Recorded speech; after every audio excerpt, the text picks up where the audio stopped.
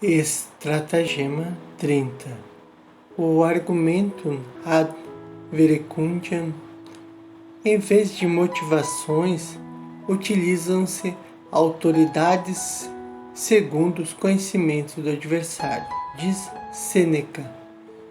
Cada um prefere crer a julgar. Trata-se, portanto, de um jogo fácil quando se tem do próprio lado uma autoridade que o adversário respeita. Para ele, porém, a autoridade será tanto mais legítima quanto mais limitados forem seus conhecimentos e suas capacidades. Se estes forem de primeira ordem, haverá para ele pouquíssimo, quase nenhuma autoridade. Eventualmente, ele aceitará a autoridade de pessoas especializadas em alguma ciência, arte ou ofício que ele conheça pouco ou ignore por completo, e mesmo assim, com desconfiança. Pessoas comuns, ao contrário, têm profundo respeito por especialistas de qualquer tipo. Elas não sabem que aqueles que fazem de um assunto sua profissão não amam o assunto, mas os seus ganhos. Também não sabe que quem ensina um assunto raramente o conhece a fundo, pois em geral, quem o estuda a fundo não tem tempo para ensiná-lo. Somente para o vulgus existem muitas autoridades que merecem respeito. Se não se possui uma que seja totalmente adequada, deve-se tomar uma que aparente como tal e citar o que alguém disse em outro sentido ou em outras circunstâncias. Autoridades que o adversário não entende são, em geral, as que mais funcionam. Os incultos têm um particular respeito pelas expressões retóricas gregas e latinas. Sendo necessário, é possível não apenas distorcer as autoridades, mas também falsificá-las ou até mesmo citar aquelas que foram totalmente inventadas. Geralmente, o adversário não tem o livro à mão e tampouco sabe utilizá-lo. A esse respeito, o mais belo exemplo é dado pelo Francis Couret, que, para não ser obrigado a pavimentar a rua diante de sua casa, como os outros cidadãos, alegou uma citação bíblica: Paveanti illi ego non pavebo, que significa que temo aqueles, eu não temerei. Isso foi suficiente para convencer os administradores da comunidade. Também podem ser utilizados preconceitos gerais como autoridades, pois, com Aristóteles, creio que na Ética a Nicômaco, a maioria pensa. Chamamos de justas as coisas que, para muitos, aparentam como tal. Sim, por mais absurda que possa ser, não há opinião de que o homem não tenha se apropriado, tão logo tenha sido convencido de que tal opinião é universalmente aceita. O exemplo age sobre o seu pensamento, bem como sobre a sua ação. São ovelhas que seguem o carneiro guia, para onde quer que ele as conduza. Para elas, é mais fácil morrer do que pensar. É muito curioso que o caráter geral de uma opinião tenha tanto peso para essas pessoas, uma vez que pode, de fato, ver em si mesmas como as opiniões são aceitas sem nenhum julgamento e apenas por força do exemplo. Mas isso elas não veem, pois lhes falta todo o conhecimento de si mesmas. Apenas os melhores dizem com Platão: a maioria tem muitas opiniões. Ou seja, o vulgus tem muitas patranhas na cabeça e, se quiséssemos nos impor com elas, teríamos muito o que fazer.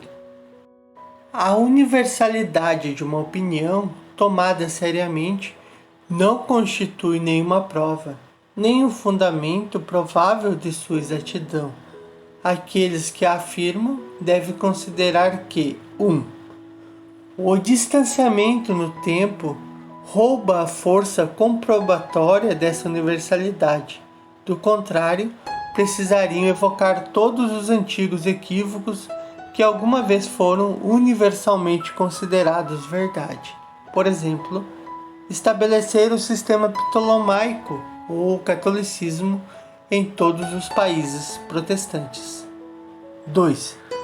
O distanciamento no espaço tem o mesmo efeito. Caso contrário, a universalidade de opinião entre os que professam o budismo, o cristianismo e o islamismo os constrangerá. O que então se chama de opinião geral é, a bem da verdade, a opinião de 2 ou 3 pessoas. E disto nos convenceríamos se pudéssemos testemunhar como se forma tal opinião universalmente válida. Acharíamos então que foram 2 ou 3 pessoas a supor ou a apresentar que afirmar num primeiro momento e que alguém teve a bondade de julgar que elas teriam verificado realmente a fundo tais colocações. O preconceito que estes seriam suficientemente capazes induziu, em princípio, alguns a aceitar a mesma opinião.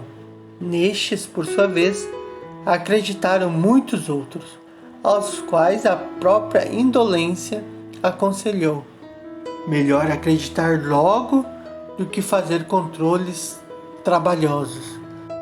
Desse modo, dia após dia, cresceu o número de tais adeptos indolentes e crédulos, pois uma vez que a opinião já contava com uma boa quantidade de vozes do seu lado, os que se seguiram o atribuíram ao fato de que ela só poderia ter conquistado tais votos graças à consistência dos seus fundamentos.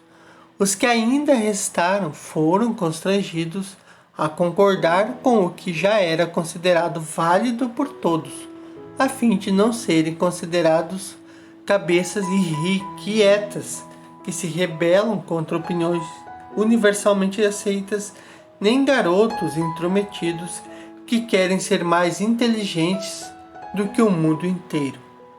A esta altura, o consenso tornou-se uma obrigação. A partir de então, os poucos que têm capacidade de julgar precisam calar, e os que podem falar são aqueles completamente incapazes de ter opinião e julgamento próprios. São o mero eco da opinião alheia. Contudo, são também defensores tanto mais zelosos e intransigentes dela, pois naquele que pensa de outro modo, odeiam menos a opinião diferente que ele professa do que o atrevimento de querer julgar por conta própria experiência que eles mesmos nunca fazem e da qual no seu íntimo têm consciência. Em suma, muito poucos sabem pensar, mas todos querem ter opiniões. O que mais lhes resta, a não ser, em vez de criá-las por conta própria, aceitá-las totalmente prontas de outros? Uma vez que assim sucede, quanto poderá valer a voz de 100 milhões de pessoas? Tanto quanto um fato histórico que se encontra em 100 historiadores, mas que depois se comprova ter sido transcrito por todos, um após outro, motivo pelo qual, no fim das contas, tudo reflui ao depoimento de um único homem. Dico ego tu dicis, sed denique dixit et ille, dictaque post totis nil nisi dictavides. Não obstante, quando se discute com pessoas comuns, pode-se fazer uso da opinião geral como de uma autoridade. O que se encontra em geral é que quando 2 cabeças comuns disputam entre si a arma que costumam escolher, na maioria das vezes, são as autoridades. É com elas que se golpeia a outra. Se uma cabeça melhor tiver de lidar com alguma do gênero, o mais aconselhável é que se adapte a essa arma, selecionando-a conforme as fraquezas de seu adversário, pois contra a arma dos fundamentos, esse é, ex hipótese, um exemplo Siegfried, imerso no fluxo da incapacidade de pensar e julgar. No tribunal, as disputas, na verdade, se realizam somente por meio de autoridades. A autoridade das leis, que não suscita dúvida. A tarefa do discernimento é descobrir a lei, isto é, a autoridade que encontra aplicação no caso dado. A dialética, porém, possui margem de manobra suficiente quando, se necessário, o caso e uma lei que não estão propriamente em correspondência são invertidos até que se passe a vê-los como adequados um ao outro. O inverso também ocorre.